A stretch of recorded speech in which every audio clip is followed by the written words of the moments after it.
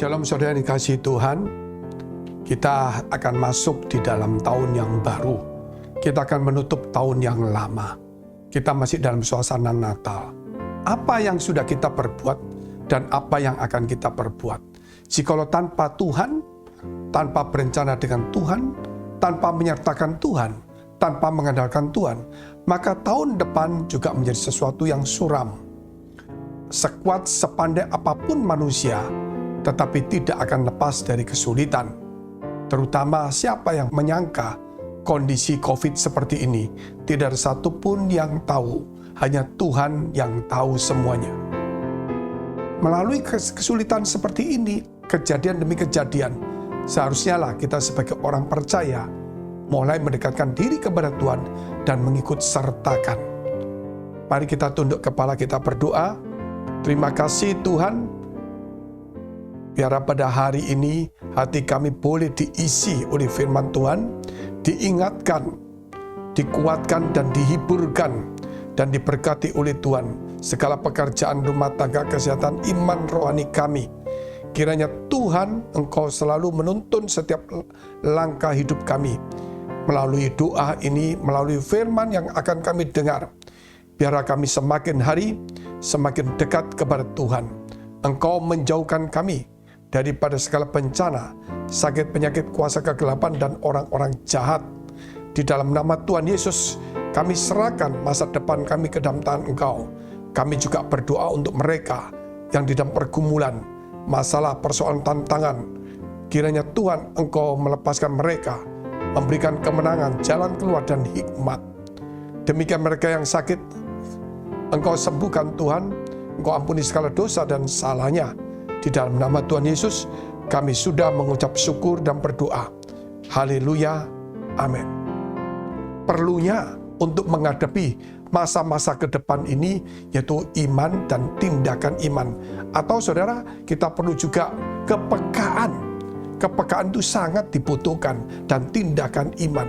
Banyak orang peka, tapi dia tidak melakukan tindakan iman. Banyak orang melakukan tindakan iman, tapi tidak peka. Sehingga apa yang dilakukan itu menurut dia itu bagus, ya, dengan iman dia melakukannya, tetapi salah sasaran. Demikian juga ada orang yang peka tahu sasaran, tetapi tidak berani melakukannya. Itulah sebabnya kita perlu untuk belajar mendengar firman Tuhan setiap hari, supaya kita diingatkan, dan terus diingatkan. Kita tidak mampu menghafal semua jalan-jalan atau mengingat semuanya perintah Tuhan satu persatu. Oleh karena itu, kita perlu belajar, kita perlu mendengar setiap hari, supaya mungkin langkah kita hari ini, saudara, kita diingatkan melalui bacaan firman Tuhan. Kita lihat dulu firman Tuhan dalam kitab Matius pasal 2, ayat 20, bangunlah, ambillah anak itu serta ibunya, dan berangkatlah ke tanah Israel, karena mereka yang hendak membunuh anak itu sudah mati. Sampai di sini dulu saudara, bacaan kita, bahwa malaikat Tuhan mendatangin Yusuf untuk keempat kalinya, yaitu supaya membawa bayi Yesus itu kembali ke Israel. Tidak disebutkan ke Bethlehem, tetapi ke Israel. Memang Yesus lahir di Bethlehem, sesuai dengan kitab suci yang mengatakan bahwa seorang raja besar akan lahir di Bethlehem, yang permulaannya sejak dahulu kala dan purbakala, itulah Yesus. Namun kemudian juga firman mengatakan bahwa akan dibawa ke satu negeri atau satu negara. Nah, itulah Mesir. Sesuai dengan firman Tuhan yang disampaikan oleh para nabi, dari Mesir akan kupanggil anakku. Anakku itu berarti Yesus akan dipanggil oleh Tuhan kembali ke Israel. Nah, ini satu kepekaan yang diterima oleh Yusuf.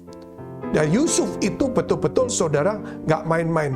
Ujian pertama kepekaan itu melalui mimpi ketika dia hendak menceraikan Maria karena mengandung bukan dari dia. Dia curiga sehingga dia bermaksud menceraikan diam-diam karena dia orang yang tulus. Tetapi malaikat Tuhan datang kepada dia melarangnya karena anak yang dikandung itu adalah dari Roh Kudus. Yusuf pun meresponi sesuatu yang menusuk hatinya, sesuatu yang merugikan dirinya, sesuatu yang asalnya tidak bisa dia terima, tapi dia bisa menerima dengan sukacita karena dia mengutamakan Tuhan terlebih daripada dirinya. Dia mengutamakan kepentingan Tuhan dari kepentingan dirinya.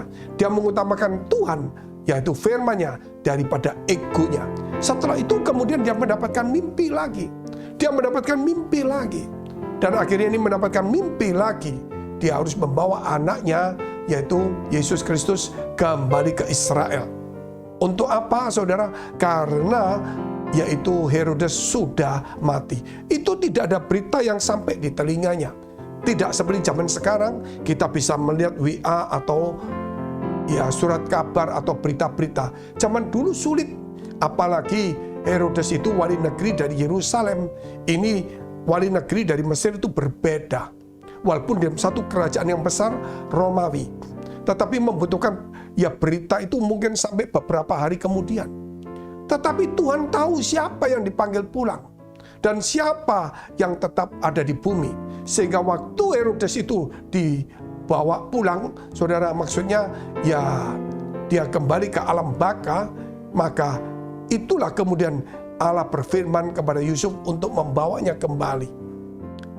Nah, inilah saudara, kalau kita melihat nyawa manusia itu ada di tangan Tuhan. Herodes yang ingin membunuh Yesus, saudara, bayi Yesus, akhirnya toh mati juga. Yesus tidak mati, tapi dia mati. Banyak pembunuh atau pembenci-pembenci daripada Kristen, mereka mengalami luka terlebih dahulu. Mereka mengalami hal yang tidak baik terlebih dahulu. Tetapi Tuhan tetap selama-lamanya hidup.